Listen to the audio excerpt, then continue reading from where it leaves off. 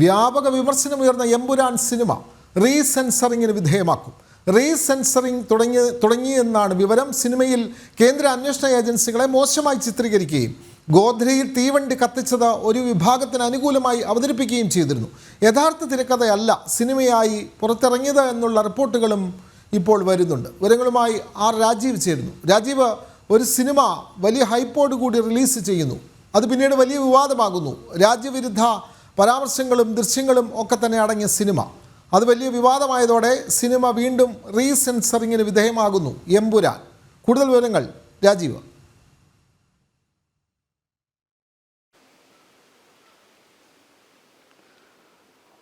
വിനോദ്, ഈ കഴിഞ്ഞ ദിവസങ്ങളിലും കഴിഞ്ഞ മണിക്കൂറുകളിലുമൊക്കെ വലിയ വിമർശനങ്ങൾക്കും പ്രതിഷേധങ്ങൾക്കും ഇടയാക്കിയ എമ്പുരാൻ സിനിമ ഇപ്പോൾ റീസെൻസറിങ്ങിന് വിധേയമായിരിക്കുന്നു എന്നതാണ് ഏറ്റവും പ്രധാനപ്പെട്ട ഒരു കാര്യം. അല്പസമയം മുമ്പാണ് റീസെൻസറിങ് ജോലികൾ ചിത്രാഞ്ജലി സ്റ്റുഡിയോയിൽ ആരംഭിച്ചിരിക്കുന്നത്.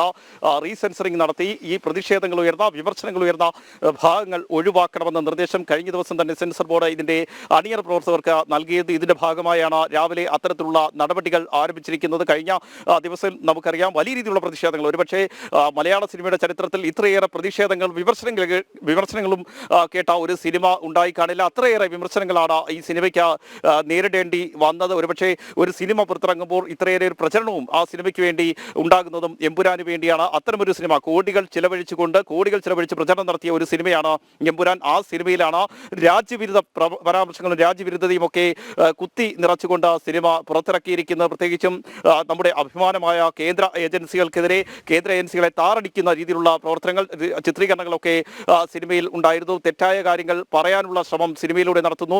ഒരു കൃത്യമായ ജിഹാദി അജണ്ട ഈ സിനിമയിലൂടെ അടിച്ചേൽപ്പിക്കാനുള്ള ശ്രമമാണ് പൃഥ്വിരാജും കൂട്ടരും നടത്തിയത് എന്ന വിമർശനമായിരുന്നു കഴിഞ്ഞ ദിവസങ്ങളിലൊക്കെ ഉയർന്നു വന്നത്. ആ സിനിമ കാണുന്ന ഏതൊരാൾക്കും മനസ്സിലാക്കാൻ കഴിയുന്നതും അങ്ങനെ തന്നെയാണ്. ഒരു പ്രത്യേക മതത്തെ അപമാനിക്കാനുള്ള ശ്രമം, ഒരു പ്രത്യേക മതത്തെ വേട്ടയാടുന്നുവെന്ന് വരുത്തി തീർക്കാനുള്ള ശ്രമമൊക്കെ ബോധപൂർവം ഈ സിനിമയിൽ ഉണ്ടാകുന്നു എന്നതാണ് ഏറ്റവും പ്രധാനമായും ഉയർന്നിരുന്ന വിമർശനം. കഴിഞ്ഞ ദിവസം തന്നെ RSSന്റെ ദേശീയ നേതാക്കളായ ജെ നന്ദകുമാറും ജയകുമാറും ഒക്കെ സിനിമയെ വിമർശിച്ചുകൊണ്ട് പരസ്യമായി രംഗത്ത് വരുന്ന സാഹചര്യമുണ്ടായി. ജിഹാദി അജണ്ട അടിച്ചേൽപ്പിക്കാനുള്ള ശ്രമം സിനിമയിലൂടെ നടത്തുന്നു, രാജ്യദ്രോഹ പ്രവർത്തനമാണ് ഈ സിനിമ മുന്നോട്ട് വെക്കുന്നത് എന്നായിരുന്നു പ്രധാനമായി ഉയർത്തിയ വിമർശനം. മാത്രമല്ല പല കോണുകളിൽ നിന്നും, ഒരു രാഷ്ട്രീയത്തിന് അതീതമായി തന്നെ പല കോണുകളിൽ നിന്നും ഇത്തരം വിമർശനം വളരെ ശക്തമായി ഉയർന്നു. പ്രതിപക്ഷം ഉൾപ്പെടെ പലപ്പോഴും ഈ കേന്ദ്ര ഏജൻസികളെ വിമർശിക്കാറുണ്ട്. പക്ഷേ അതിനുമൊക്കെ അപ്പുറത്തേക്ക് കടന്നുകൊണ്ട് കേന്ദ്ര ഏജൻസികൾ പോലും രാജ്യവിരുദ്ധ പ്രവർത്തനങ്ങൾക്ക് കൂട്ടുനിൽക്കുന്നു, അവരുടെ അറിവോടുകൂടി രാജ്യവിരുദ്ധ പ്രവർത്തനങ്ങൾ നടത്തുന്നു എന്ന തരത്തിലൊക്കെ വ്യാഖ്യാനിക്കാനുള്ള ശ്രമമാണ് ഈ സിനിമയിലൂടെ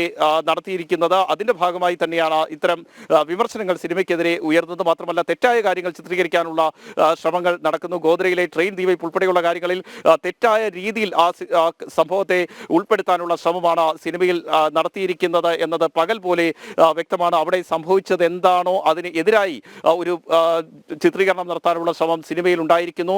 ഇതിനെതിരെയൊക്കെയാണ് വളരെ രീതിയിലുള്ള വിമർശനങ്ങൾ ഉയർന്നു വന്നത്. ഇതിന്റെ അടിസ്ഥാനത്തിൽ കൂടിയാണ് ഇപ്പോൾ സിനിമ റീസെൻസർ ചെയ്യാനുള്ള തീരുമാനത്തിലേക്ക് എത്തുകയും റീസെൻസറിംഗ് ജോലികൾ ഇപ്പോൾ ആരംഭിക്കുകയും ചെയ്തിരിക്കുന്നത്. സെൻസർ ബോർഡിലെ പുതിയ അംഗങ്ങൾ ഇതുമായി ബന്ധപ്പെട്ട് സിനിമ കാണും. ഈ വിമർശനങ്ങൾ ഉയർന്ന, പരാതികൾ വരുന്ന രംഗങ്ങൾ വീണ്ടും കാണുകയും ആവശ്യമായ മാറ്റങ്ങൾ വരുത്തണമെന്ന് അണിയറ പ്രവർത്തകരോട് ആവശ്യപ്പെടുകയും ചെയ്യും. അതിനുശേഷം ഈ മാറ്റം വരുത്തിയാകും സിനിമ വീണ്ടും തിയേറ്ററുകളിലേക്ക് എത്തുക എന്നാണ് നമുക്ക് അറിയാൻ കഴിയുന്നത്. ഏതായാലും വലിയ വിമർശനങ്ങൾ ഉയർന്ന ഒരു പശ്ചാത്തലത്തിൽ കൂടിയാണ് സിനിമ റീസെൻസർ ചെയ്യാനുള്ള തീരുമാനത്തിലേക്ക് എത്തിയത്. കഴിഞ്ഞ ദിവസം ഈ സെൻസർ ബോർഡ് അംഗങ്ങൾക്കെതിരെ പോലും വിമർശനങ്ങൾ വളരെ ശക്തമായി ഉയർന്നിരുന്നു. ഇത്തരത്തിൽ രാജ്യവിരുദ്ധത കുത്തി നിറച്ചിട്ട് പോലും എന്തുകൊണ്ടാണ് ഈ സിനിമയ്ക്ക് സർട്ടിഫിക്കറ്റ് നൽകിയത് എന്ന ചോദ്യമായിരുന്നു പ്രധാനമായും പല കോണുകളിൽ നിന്നും ഉയർന്നത്.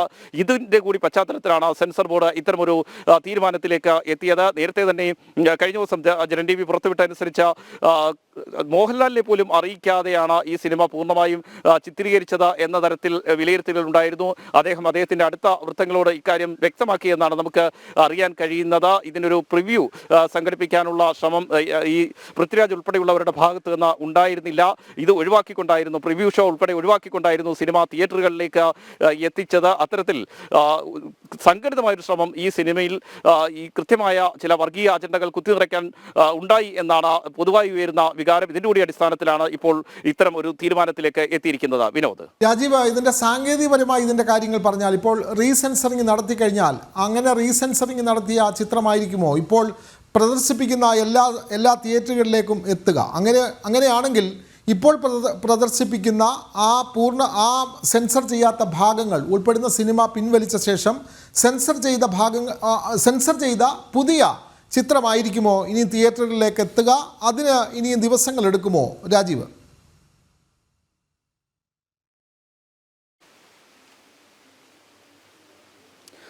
വിനോദ്, കഴിഞ്ഞ ദിവസമാണ് സെൻസർ ബോർഡ് ഇതിന്റെ അണിയറ പ്രവർത്തകരോട് ആ സിനിമയുടെ വിമർശനങ്ങൾ ഉയർന്ന, പ്രതിഷേധങ്ങൾ ഉയർന്ന ആ ഭാഗങ്ങൾ ഇവിടേക്ക് എത്തിക്കാൻ ആവശ്യപ്പെട്ടത്. ആ ഭാഗങ്ങൾ വീണ്ടും പരിശോധിക്കും. ആ ഭാഗങ്ങളിൽ ഈ പറയുന്ന പ്രതിഷേധങ്ങൾ ഉയർന്ന ആ ഭാഗങ്ങൾ പരിശോധിച്ചതിന് ശേഷം അതിൽ ഏതെങ്കിലും തരത്തിൽ രാജ്യവിരുദ്ധ പ്രവർത്തനങ്ങൾ അല്ലെങ്കിൽ രാജ്യവിരുദ്ധ ചിത്രീകരണം നടന്നിട്ടുണ്ടെങ്കിൽ അത് ഒഴിവാക്കണമെന്ന ആവശ്യം അണിയറ പ്രവർത്തകർക്ക് മുന്നിലേക്ക് സെൻസർ ബോർഡ് അംഗങ്ങൾ വെക്കും. അത് ഒഴിവാക്കിക്കൊണ്ട് പുതിയ തരത്തിൽ ആ ചിത്രം പുറത്തിറക്കേണ്ട സാഹചര്യമുണ്ടാകും, തിയേറ്ററുകളിലേക്ക് എത്തിക്കേണ്ട സാഹചര്യം ഉണ്ടാകും. അത്തരത്തിലുള്ള നടപടികൾ എന്തായാലും വേണ്ടി വരും എന്ന് തന്നെയാണ് സെൻസർ ബോർഡിൽ നിന്ന് ലഭിക്കുന്ന സൂചന. കാരണം വ്യാപകമായി വിമർശനം ഉയർന്ന ഒരു പശ്ചാത്തലത്തിൽ കൂടിയാണ് ഇത്തരമൊരു നീക്കം സെൻസർ ബോർഡിന്റെ ഭാഗത്ത് നിന്ന് ഉണ്ടാകുന്നത്. ഒരുപക്ഷെ ആർക്ക് വേണമെങ്കിലും ചിത്രം കണ്ടാൽ മനസ്സിലാക്കാൻ കഴിയുന്ന കാര്യങ്ങൾ തന്നെയാണ് ഇതിനകത്തുള്ളത്. പ്രത്യേകമായൊരു അജണ്ട ഈ ചിത്രത്തിന് ഉണ്ട്.